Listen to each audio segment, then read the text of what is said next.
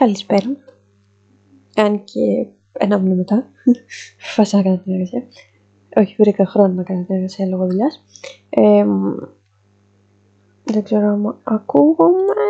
Ωραία, ακούγομαι. Είχαμε να φτιάξουμε αντικείμενα με 3 NURBS, το lathe, το loft και το extrude. Πρώτο αντικείμενο που φτιάξαμε lathe ήταν αυτό το κυροπήγιο που θα δείξουμε εδώ στην οθόνη, το οποίο με το options και το configure back μπορείς να εμφανίσεις την εικόνα, πατώντας εδώ και να τη βρεις στο drive σου.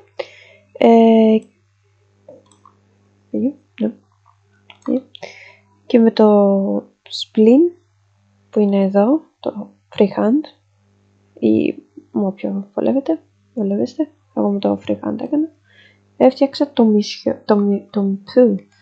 το μισό σχέδιο, γιατί πρέπει να φτιάξει μόνο το μισό.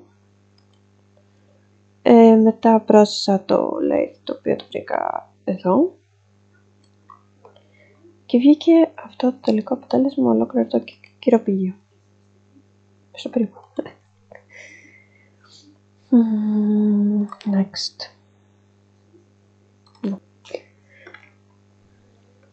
Άλλο ένα αντικείμενο που φτιάξαμε lathe ήταν αυτό το τραπεζάκι, το οποίο θα το δείξω και εδώ καλύτερα, γιατί έχω το σχέδιό μου, το οποίο πάλι την ίδια διαδικασία, configure, back, image,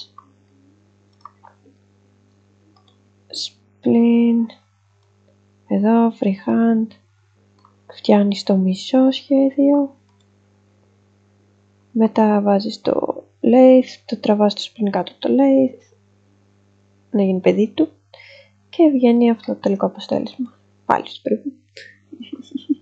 Για άλλο εδώ πήγαινε, άλλο βγήκε.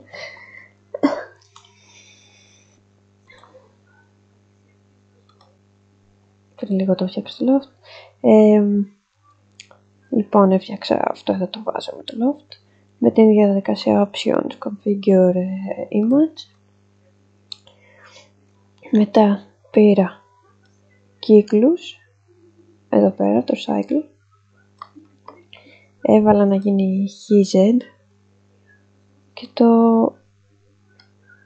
έφτιαξα έτσι ώστε να πάρει και καλά το σχήμα του μπουκαλιού, το γύρω-γύρω του μπουκαλιού, το μίκρινα, να είναι συγκεκριμένη μέτρηση. Θα δώσω και έφτιαξα κι άλλα. Όπως βλέπετε είναι 6. Συνολικά έφτιαξα 6.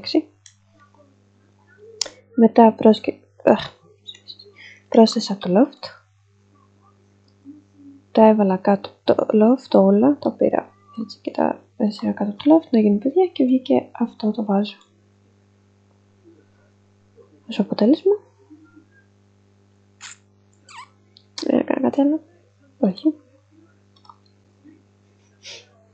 Μοιάζει λίγο με δισκοπότηρο, αλλά είναι ποτήρι μαργαρίτας, το οποίο θα το δείτε εδώ.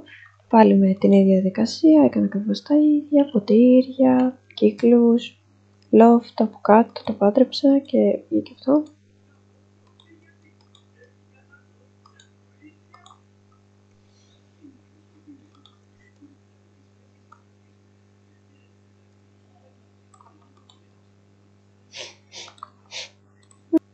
Εδώ πάλι δυσκολεύτηκα λίγο. Έφτιαξα την κούπα, στο περίπου, πάλι. Έφτιαξα πάλι με τον ίδιο τρόπο options, configure, image. Έφτιαξα ένα κύκλο, τον οποίο τον έβαλα στη μέση. Πού είναι? Εδώ. Πάλι set. Τον έβαλα στη μέση, τον έφτιαξα στο μέγεθος, τον μίκρινα. Τον έβαλα κάτω από το extrude και μεγάλωσα το movement, το ψ. Εδώ. Τα μεγάλωσα όλα, τα άλλαξα για να βγει έτσι. Και μετά με το spline, πάλι με το freehand, έφτιαξα το πιαστράκι, όχι, το χερούλι της κούπας.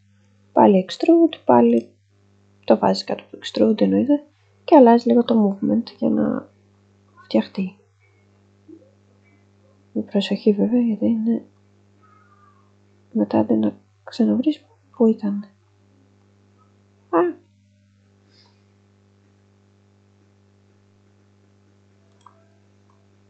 Next. Μετά έφτιαξα αυτήν εδώ τη λάμπα, πάλι στο πριν. Έβαλα πάλι πρώτα το κύκλο κάτω-κάτω, μετά έφτιαξα το περίγραμμα του καπέλου, θα το πω, της λάμπας, και μετά με spline τη γραμμή, με freehand δηλαδή, με freehand και τα δύο βασικά, και τη γραμμή και το καπέλο, extrude, και άλλαξα πάλι τα movement. Δεν χρησιμοποίησα κάτι άλλο.